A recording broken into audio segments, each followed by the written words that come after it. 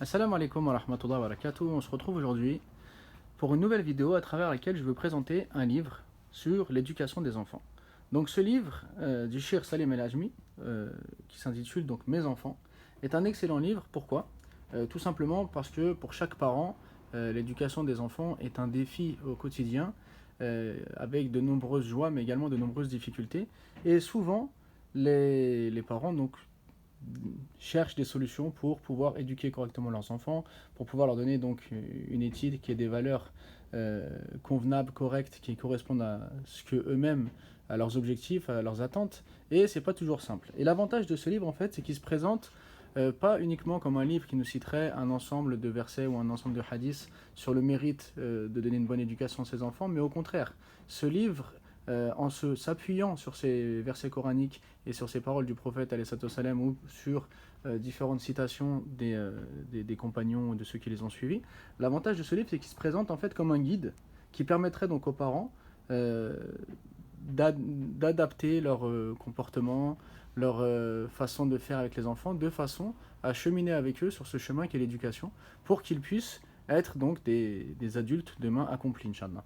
Et pour vous donner un exemple, donc parmi les différents chapitres qu'il y a dans ce livre, chapitre 1, les enfants, un bienfait du Seigneur de l'univers. Chapitre 2, éduquer l'enfant en recherchant la récompense de l'au-delà. Chapitre 3, les avantages des filles dans l'éducation. Donc souvent, on essaye, donc dans certains médias, de laisser penser que les musulmans donneraient plus de privilèges pour les garçons, feraient plus attention aux garçons qu'aux filles, etc. Alors que lorsqu'on regarde les paroles prophétiques, on voit justement comment l'islam a donné une place importante à la femme, une place importante à la fille, et comment l'islam a incité et insisté sur la façon donc de traiter ses enfants et les filles en particulier. Et donc l'auteur du livre a consacré un chapitre entièrement sur l'éducation des filles. Ensuite, donc le chapitre 4, traitez votre enfant à chaque étape de la vie selon son âge.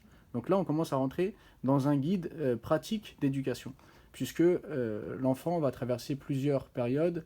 Donc après être un enfant, il va devenir un adolescent et ainsi de suite. Donc à chaque âge, une manière différente de s'adresser à lui, de s'occuper de lui, de l'orienter dans ses choix et dans sa vie. Chapitre 5, comment gagner l'amour de votre enfant. Chapitre 6, analyser son passé pour mieux éduquer. Chapitre 7, la miséricorde, votre point de départ dans l'éducation. Effectivement, la miséricorde doit être la base dans notre relation avec les autres et en particulier donc avec nos enfants. Chapitre 8, concilier miséricorde et fermeté dans l'éducation. Miséricorde, bien sûr, c'est la base dans notre relation avec l'autre, mais lorsqu'on éduque des enfants, on doit aussi savoir faire preuve de fermeté. Comment donc équilibrer entre la miséricorde et la fermeté. Chapitre 9, de quelle façon punir votre enfant. Et ce qui est intéressant aussi donc avec le livre, c'est qu'en fait, à la fin de chaque chapitre, l'auteur va nous poser des questions, va nous faire une sorte de résumé donc, de tout ce qu'il a traité dans le chapitre. Et à travers les questions qu'il va nous poser, il va nous permettre de voir si on a bien compris l'intérêt de ce chapitre. Donc c'est vraiment un livre exceptionnel. Chapitre 10, l'importance de l'éducation à la petite enfance. Chapitre 11, élever l'enfant selon les préceptes de l'islam. Chapitre 12, se sacrifier pour son enfant. Chapitre 13, l'apprentissage de la surveillance divine. Chapitre 14, quel genre d'histoire raconter à vos enfants. Chapitre 15, les méfaits de l'excès dans la punition. Chapitre 16, l'importance d'orienter l'enfant avant la punition. Chapitre 17, ne pas infliger plus d'une punition à la fois. Chapitre 18, l'impasse du sermon automatique. Chapitre 19, encouragez votre enfant avec les compliments. Chapitre 20, aider l'enfant à être reconnaissant envers ses parents. Donc comme vous pouvez le voir, c'est un livre extrêmement complet, vraiment riche et qui va donner des directives pour l'éducation des enfants exceptionnelles, vraiment très intéressantes, très recherchées.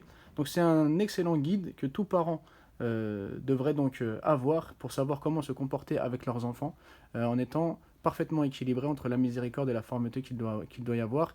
Et surtout, vraiment, l'intérêt de ce livre, c'est qu'il est expliqué très simplement. Et à la fin de chaque chapitre, il y a un récapitulatif avec des questions pour vraiment voir si le lecteur a compris ce que l'auteur a voulu donc, lui expliquer à travers ce chapitre, ce qui fait que c'est un livre enrichissant et un véritable guide pour tous les parents qui veulent construire une vie heureuse avec leurs enfants et donc avoir des enfants bien éduqués et qui suivent donc les préceptes de l'éducation qui leur auront transmis. Voilà, je vous dis à bientôt pour une autre vidéo dans laquelle je vous présenterai certainement d'autres livres sur l'éducation des enfants qui sont aussi très intéressants, comme celui de Lies Chakal par exemple, et bien d'autres. Ce sera donc lors d'une prochaine rendez-vous, Inch'Allah. Assalamu alaikum wa rahmatullahi wa barakatuh.